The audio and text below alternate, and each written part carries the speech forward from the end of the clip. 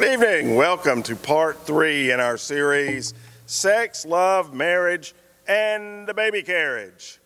And tonight we're going to be talking about one of the biggest problems in marriage, and that is communication. Who among us has not had that problem? Certainly not the one couple I heard about the woman who went to see a lawyer about getting a divorce.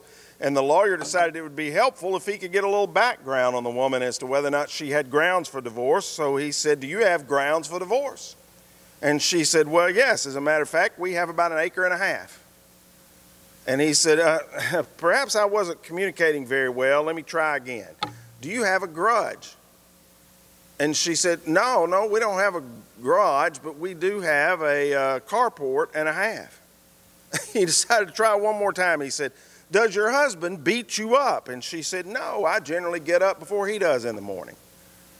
Well, at that point, he realized he was going to have to use an entirely different approach. So he said, "Ma'am, are you sure you really want a divorce?" And she said, "No, I don't want a divorce at all. It's my husband who wants it. He thinks we have trouble communicating." Wonder why? We laugh because that is so close to the truth. Communication has been a major problem ever since Adam blamed Eve in the Garden of Eden. Whenever two people start talking, there are at least 4 messages that are flying back and forth. Watch this. What he meant to say, what he actually said, what she meant to say, what she actually said, what he thinks she said, and what she thinks he said. Try to unravel that. And it's no wonder we have trouble understanding each other. It's amazing anything ever gets through at all. So we shouldn't be surprised that communication is a big problem for us. Years ago, Burkeen and Faulkner from Abilene Christian University used to do a marriage seminar all over the country. They did it for about 30 years. And they said that in their research, it showed that 96% of problems in marriage go back in some way or another to the area of communication. And I bet most marriage counselors would agree with that. I know I would. So, what is communication? The word itself comes from the word commune, which means to share together. So you could say communication is what happens when we begin to talk to each other and not at each other, and we began to share with one another. Proverbs 10:19 in the NIV says, "Sin is not ended by multiplying words, but the prudent hold their tongues." And Proverbs 10:19 in the NLT says, "Too much talk leads to sin. Be sensible and keep your mouth shut." That's pretty plain, isn't it? Too much talk leads to sin. Be sensible and keep your mouth shut.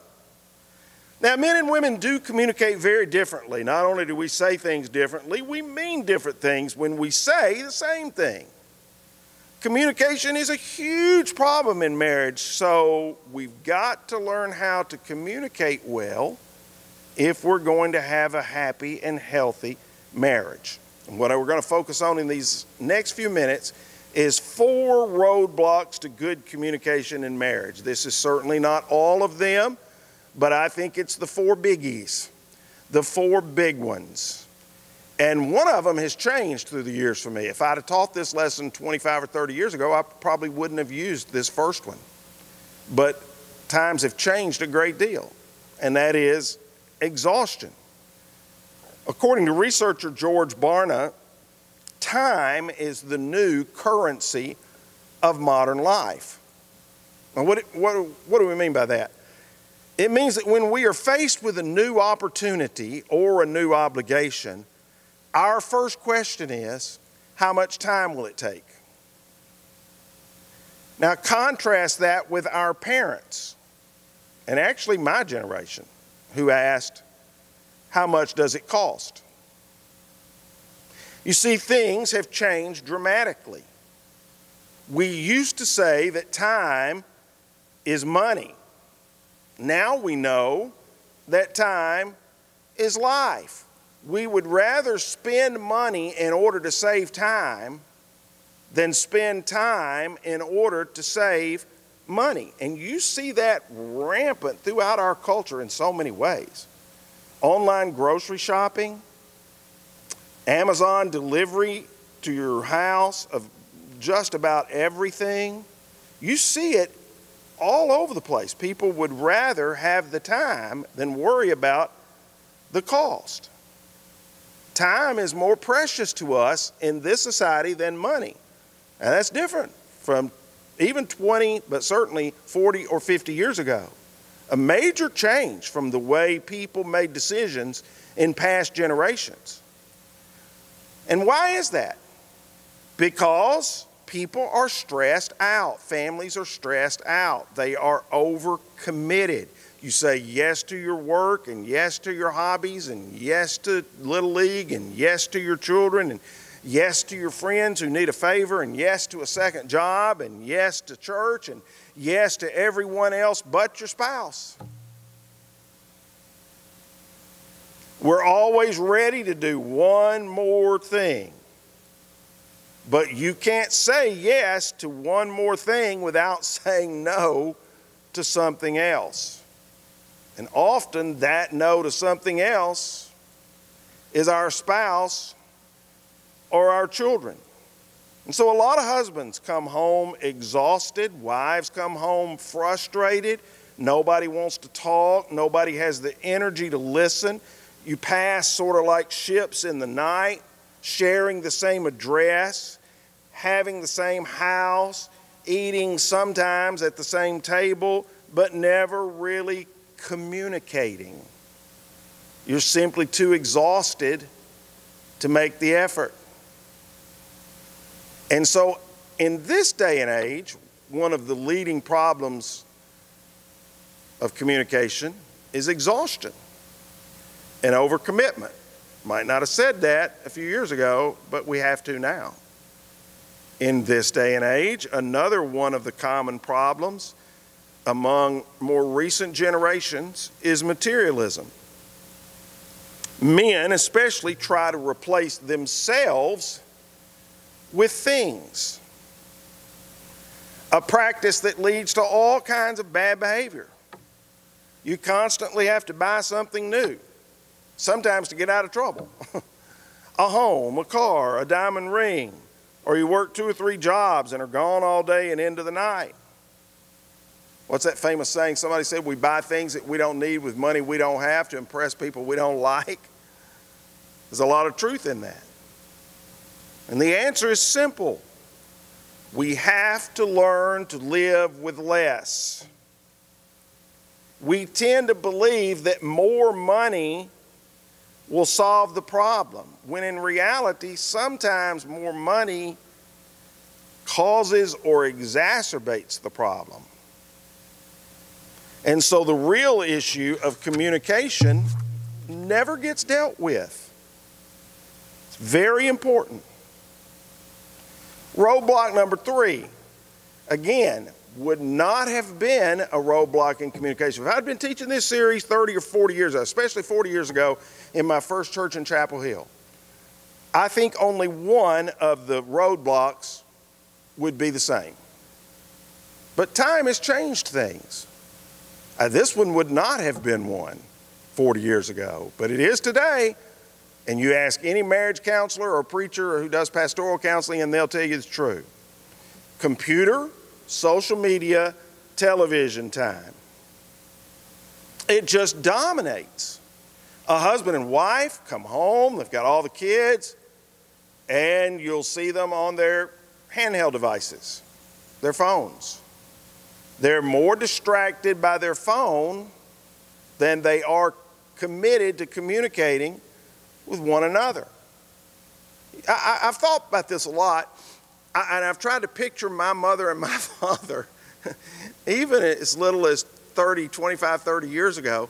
I've tried to picture them being addicted to their phone to the point where they hardly even noticed the rest of us. And maybe they would have in that environment if they had the same environment, but it's just hard for me to even picture. Not long ago, I went to see Les Mis at about a year ago at Barbara B. Mann Theater, and during the intermission, I was sitting down on about the fourth row. During the intermission, to stretch my legs, I went over to the front and leaned down into the orchestra pit, and I saw something I'll never forget the rest of my life. I counted them. There were 20 people in the orchestra pit around the various musical instruments, 20. And 19 of them were sitting in their seats with their phone open doing something on their phone. The only one who wasn't was walking, and I think he was walking to the bathroom. I mean, that's a pretty media-dominated culture and society, don't you think? And the problem is, people take that from the orchestra pit to the home. And many people in today's age can live pretty well all of the time, either in front of a television with Netflix or the thousands of other streaming options, or a computer with multiple thousand clicks, or a phone that they carry with them, practicing social media. And sometimes it pushes the family out and aside. Lots of family problems, lots of family issues are caused today by modern technology. So actually, the first three roadblocks to good communication, I probably wouldn't have even mentioned 30 or 40 years ago. The fourth one is as common as Adam and Eve in the Garden of Eden. This one would have been mentioned every time you listed 4 roadblocks to good communication, and that is accumulated grudges and grievances.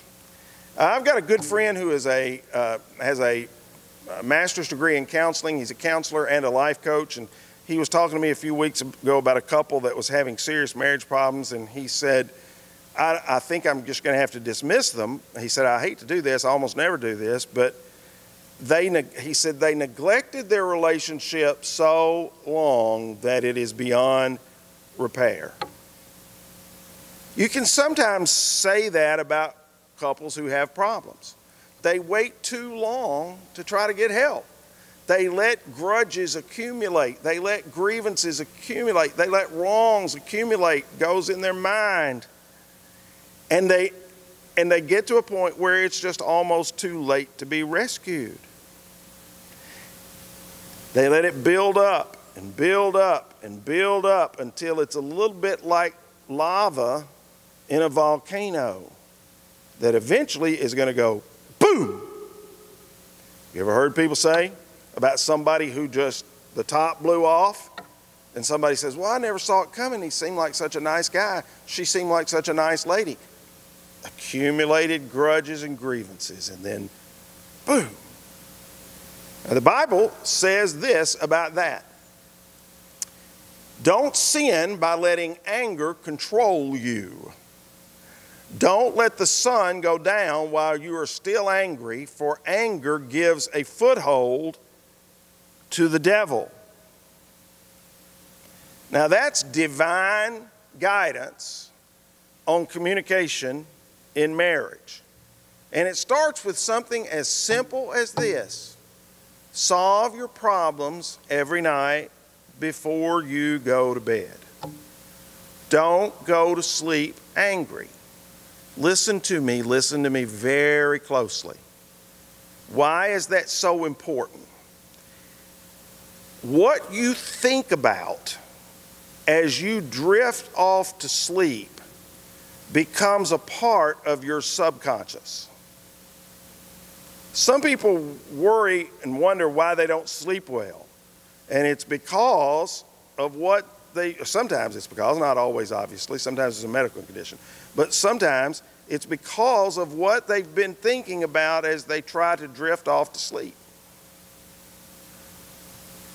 What you think about as you drift off to sleep becomes a part of your subconscious. You understand, subconscious means you may not even be aware of it, but it does. What starts as an angry overnight, don't let the sun go down while you're still angry, gives the devil a foothold in your life and slowly turns into resentment and bitterness. And oftentimes it hardens like concrete. Then it's really hard to get rid of. Each little grudge becomes another brick in the wall that separates you from your mate. Remember, as long as you carry a grudge, you can't communicate well. You won't. As long as you are carrying a grudge, you will not communicate well. You may talk, but your mate hears only the anger inside. Your mate sees the body language or hears the voice inflection. You listen, but your resentment blocks the message from coming through clearly. Your negative emotions have clogged the pipeline. And as a result, nothing really gets through. So, the Bible contains a lot of passages that offer help in this area of communication. In one sense, the Bible is a textbook on improving our communication with one another in marriage and our communication with God. The book of Proverbs alone offers a wealth of great advice. And Ephesians 4, the verse we just looked at today, offers some great principles too. But if you want the whole thing bottled down into one verse, I don't know a better one than James 1:19. I'm going to read it, and as I read it, I'm going to ask you at home to read it aloud with me. Understand this, my dear brothers and sisters. You must all be quick to listen, slow to speak, and slow to get angry. It contains 3 simple and short steps. And if you take these 3 steps, you'll be on your way to healthier communication in marriage. So next week in our lesson together, in part 2 of our communication lesson, we're going to look at these 3 simple steps and a few others as practical advice from the Word of God to help you communicate better in marriage. God bless you.